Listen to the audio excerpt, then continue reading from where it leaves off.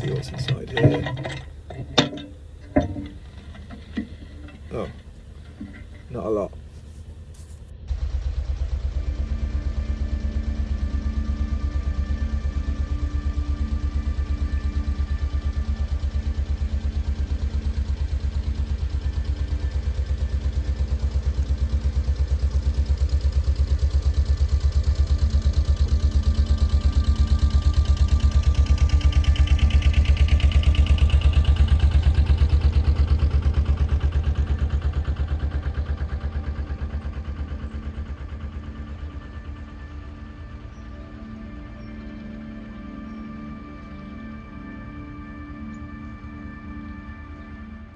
The Trent and Mersey Canal is one of the oldest in the UK. This plan, drawn up in the 1760s by the great canal engineer James Brindley, shows the route of the navigation from Shardlow in Derbyshire, north through Staffordshire and into Cheshire. At Preston Brook, the Trent and Mersey was met by the Bridgewater Canal, and at Runcorn, a series of 10 deep locks originally allowed boats to drop down into the River Mersey, something that is no longer possible. Why have I started droning on about canal history? Well, A, because it's cool, obviously, and B, because I just want to make a point, and that point is that the system that I used to travel around in my only motorised form of transport, it's old. And I don't take that into consideration a lot of the time. I'm not rough with my boat by any means, I'm always being careful, but I do think I take it for granted in my travels.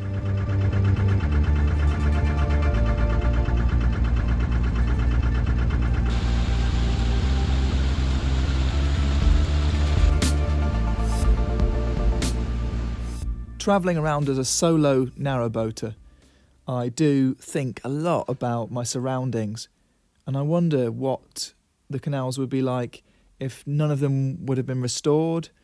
I wonder what it would be like if perhaps too many people were using them. Would there be more funding available, or would they just be completely ruined by overuse and overcrowding? I love the fact that these waterways can be so creative at times, but also allow for nature, wildlife, farming, transport, everything to thrive all at the same time. There are plenty of other people who use the canals as a place to contemplate life and perhaps all the problems that they've got, or to use it as exercise and to carry out their hobbies, and also just to share really precious moments with members of their family perhaps.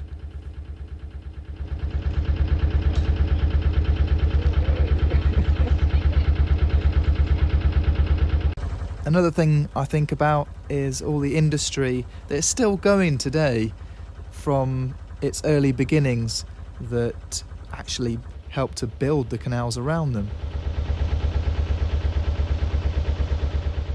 Entering the outskirts of Stoke-on-Trent, we really get a feel for how much of a contrast there is on the canals, from lovingly restored structures to others that weren't so lucky or had taken on a new identity.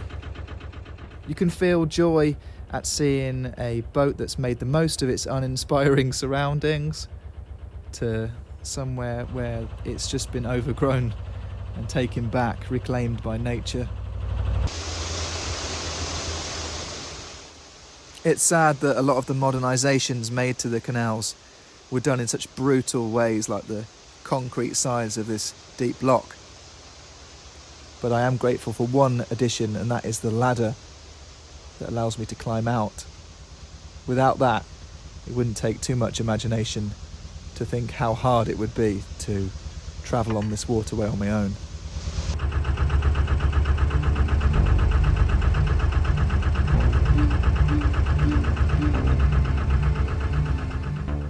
Scenes like this, with my boat passing by this mid-19th century flint and bone mill, it almost feels like I'm travelling through history. And this is it. This is the buzz that I get out of travelling along this ageing waterway, these canals that are crumbling apart. It's that feeling of being so close to history. Canal archaeology is almost like a drug. I'm completely addicted to it. But like most drugs, I guess there's a come down, and mine is that I've just realised my toilet tank is full and my belly is empty. So I need to moor up and see if I can sort out both of those things. Whoa.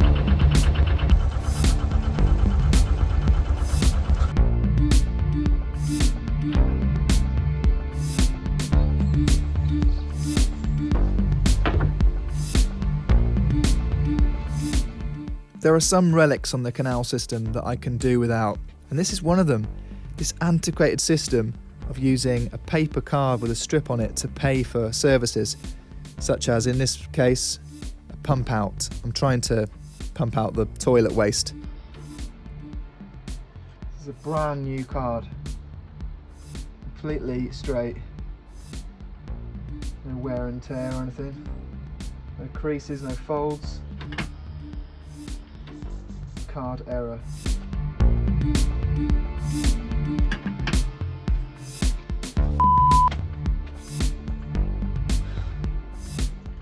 It's times like this when I need to get away from the canals. It's times like this when I need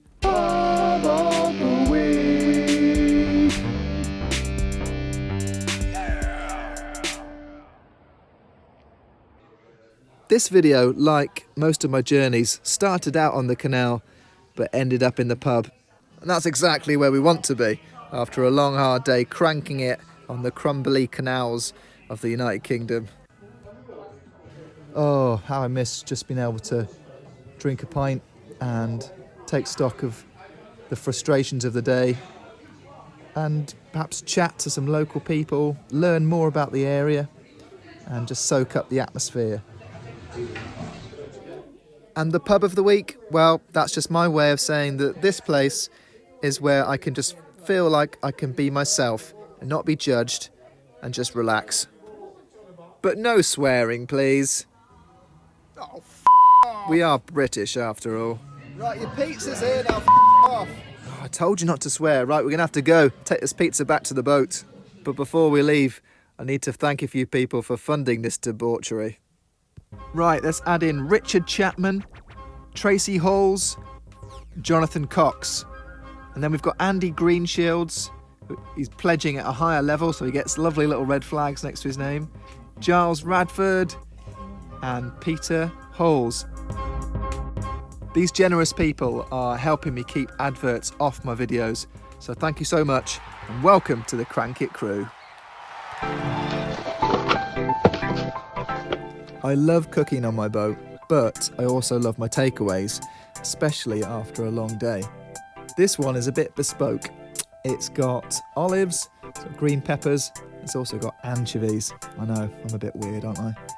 I also love interesting beers, and this one I picked up in my previous vlog from Limehouse Brewery. Uniquely floral tasting lager, which immediately after drinking led to a very peaceful night's sleep.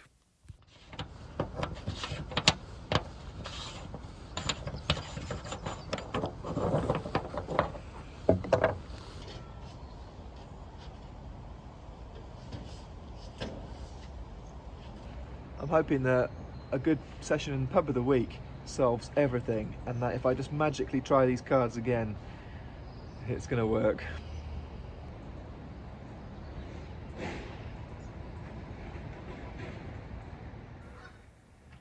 No, it's still not working. This is so frustrating. Not even pub of the week can save us. Just seen someone turn up for work. Hopefully I can miss them. A stroke of luck. I've found someone who works for the Canal River Trust. Hopefully they can help me out. Yeah, I've got 2 fresh ones there. No bends or anything. Someone said you've got to lick the strip to make it work. I'm not doing that.